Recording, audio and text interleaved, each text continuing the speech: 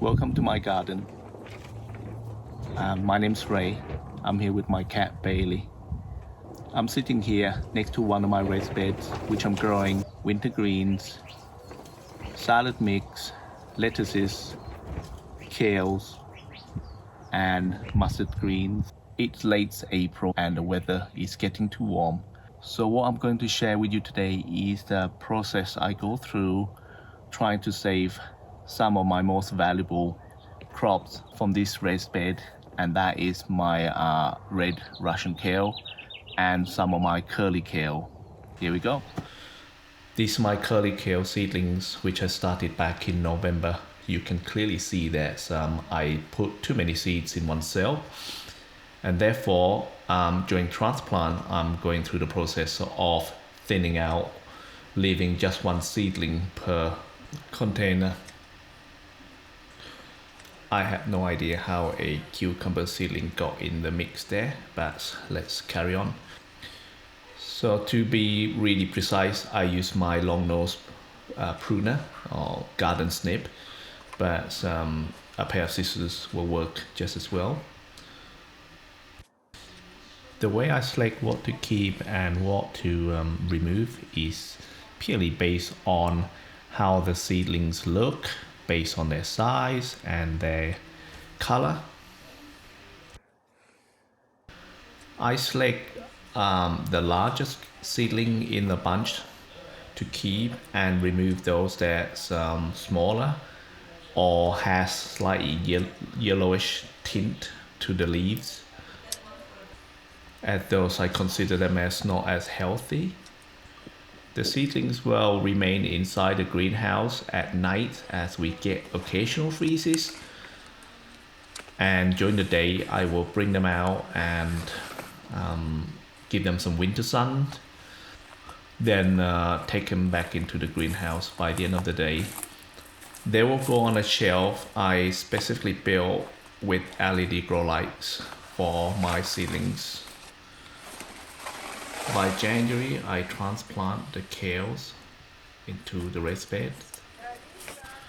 This seedling seems to be on a small side compared to what you can buy from the stores, which I have done in the previous years.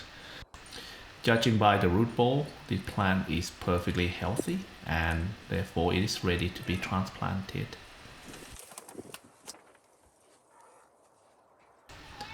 Here I'm transplanting my curly kale next to my winter greens, specifically my lettuces. This is called interplanting, and it's a practice where you plant fast-growing plant next to a slow-growing one. The idea is that my kales will still be growing once I finish, or my lettuces coming to the end of their season.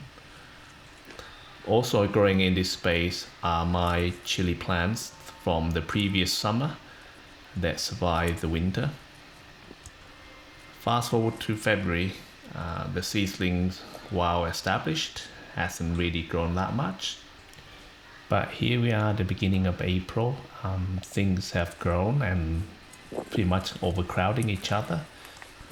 We have been enjoying lettuces and winter greens, but they grow back really fast because it's really dense in there and the days are getting warmer.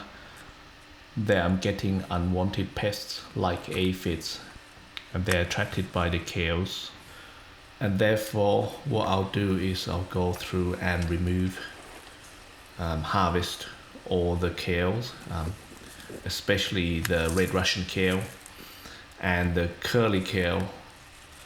You cannot see here on camera, but on some of the leaves, especially on the underside, there are some aphids. So what I'll do here is spray the leaves with a powerful jet of water, and that will knock off the aphids and any unwanted insects before I hang them to dry.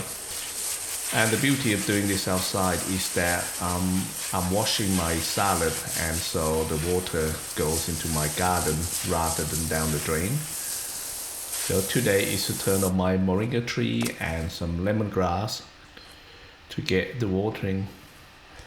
So when I see that there's no aphids or bugs left, I hang them on a makeshift clothesline. It's quite a windy day today, so it didn't take long for the kales to dry. About 10 minutes before I bag them. Here is a close-up of aphids and some unknown caterpillar. And again, I'll just spray them off.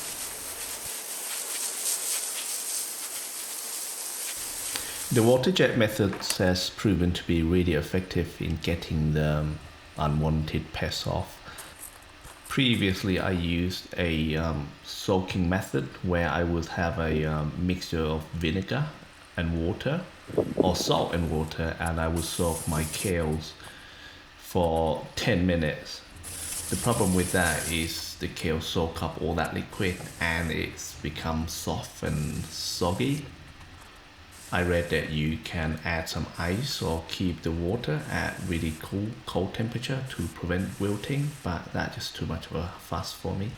I find this method is the most effective, especially when you can go through your batch of kales really fast before they begin to wilt. The last part of the process here is where I bag the kale and I cut them up because it means that I can fit more into the bags. But it doesn't mean I pack them into the bag really tight. They're still loose in the bag so that the leaves don't get crushed. The idea is that they remain fresh and crunchy by the time I put them into the freezer. So I don't keep just the leaf, I will be keeping and freezing the stems and all. That is the best and the more nutrient dense part of the plant. I find the shelf life of frozen kale is really long. I read that it can be as long as up to a year. It certainly lasts us into the next growing season. So by freezing them, we actually have an endless supply of kale all year round. An alternative to freezing kale raw is to blanch it first.